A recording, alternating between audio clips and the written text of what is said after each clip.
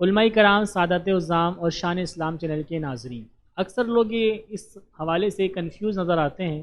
کہ جب ہم نماز شروع کرتے ہیں، ثنا پڑھتے ہیں، ثنا کے بعد اعوذ باللہ من الشیطان الرجیم بسم اللہ الرحمن الرحیم، یعنی یہ تعوذ اور یہ تسمیہ، اس کے بعد سورہ فاتحہ پڑھتے ہیں، پھر دوبارہ بسم اللہ یعنی تسمیہ پڑھتے ہیں، اور پھر اس کے بعد کوئی چھوٹی سورت یا 3 آیات قرأت کرتے ہیں، تو کیا یہ ترتیب ہر رکعت میں شامل کی جائے گی؟ یعنی ہر رکعت میں تعوذ یعنی اعوذ باللہ من الشیطان الرجیم بسم اللہ الرحمن الرحیم، اور پھر اس کے بعد سورہ فاتحہ پڑھی جائے گی، پھر اس کے بعد جو ہے وہ تسمیہ پڑھی جائے گی، پھر سورت ملائی جائے گی، اور تیسری چوتھی رکعت میں بھی یہی طریقہ کار ہوگا؟ تو اکثر اس میں جو ہے لوگ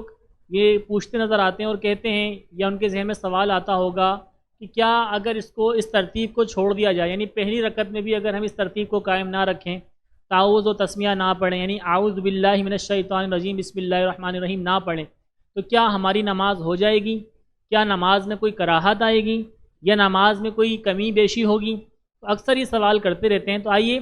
آج اس مسئلے کی ہم وضاحت سن لیتے ہیں کہ صحیح مسئلہ کیا ہے اور صحیح طریقہ کار کیا ہے، اور اگر ماضی میں اگر اس نے کبھی کسی نے ایسا کر دیا ہے کہ اس نے پہلی رکعت میں ہی اس ترتیب کو قائم نہیں رکھا، یا تیسری چوتھی رکعت میں یا دوسری رکعت میں بھی وہ اس ترتیب کو قائم رکھتا چلا آ رہا ہے، تو اس کے لیے کیا حکم ہے، اس کی نماز ہوگی یا نہیں ہوگی؟ آئیے درست مسئلے کی طرف چلتے ہیں۔ یاد رکھیے کہ جب آپ منفرد تنہا نماز پڑھ رہے ہوں گے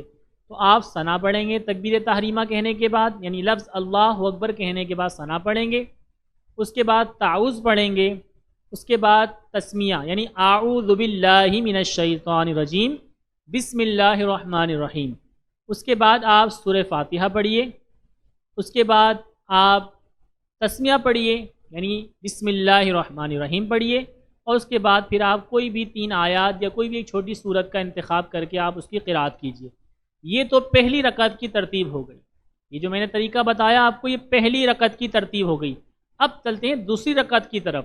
دوسری رکعت میں آپ نے جب سجدے سے اٹھیں گے تکبیر کہتے ہوئے، آپ نے دوبارہ جب اپنے ہاتھ باندھ لیے تو اب آپ نے جو ہے وہ تسمیہ پڑھنی ہے، تعوذ نہیں پڑھنا، یعنی اعوذ باللہ من الشیطان الرجیم دوسری رکعت میں نہیں پڑھا جائے گا، صرف تسمیہ سے آغاز کریں گے بسم اللہ الرحمن الرحیم۔ اب آپ نے سورہ فاتحہ پڑھنی ہے،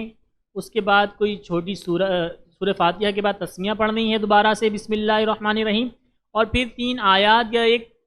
چھوٹی سورت کا انتخاب کرنا ہے اور اس کی قرأت کرنی ہے۔ یہی ترتیب آپ نے تیسری اور چوتھی رکعت میں بھی رکھنی ہے اگر آپ سنت ادا کر رہے ہیں تو۔ فرض اور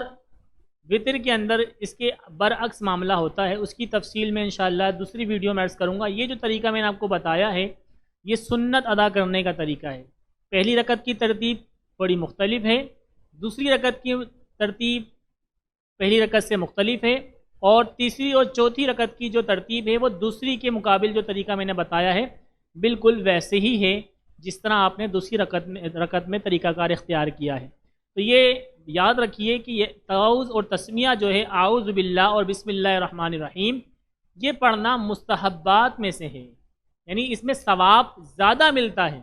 اگر اس کو آپ چھوڑ دیتے ہیں، نہیں پڑھتے ہیں، تو اس میں نماز میں کوئی کراہت واقع نہیں ہوگی، نماز مکروہ نہیں ہوگی، نماز آپ کی ہو جائے گی۔ اچھا، اگر یہ ترتیب اول سے لے کر آخر رکعت تک، یعنی پہلی سے لے کر آخر رکعت تک کوئی چھوڑ دیتا ہے تب بھی اس کی نماز ہو جائے گی، نماز میں کوئی جو ہے کراہت واقع نہیں ہوتی۔ اللہ تعالی ہمیں اس مسئلے کو سن کر اس پر عمل کرنے کی توفیق مرحمت فرمائے، آمین بجاہ النبی الامین صلی اللہ تعالی علیہ وسلم۔